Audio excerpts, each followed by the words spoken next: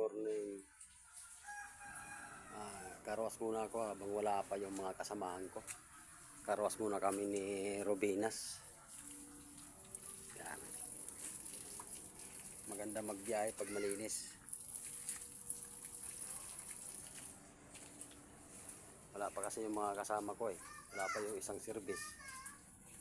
Kaya karwas muna habang nag-aantay.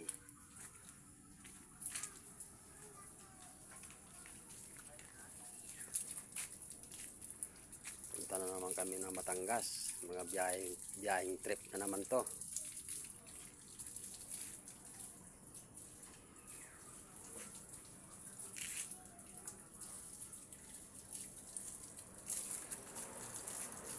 Naka-ready na yung aming mga gamit dito. Sasakay na lang. Ito. Yung drilling machine.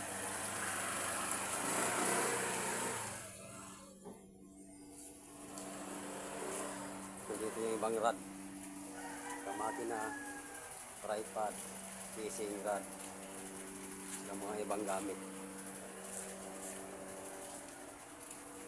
Maaga pa ako dito, alas 5.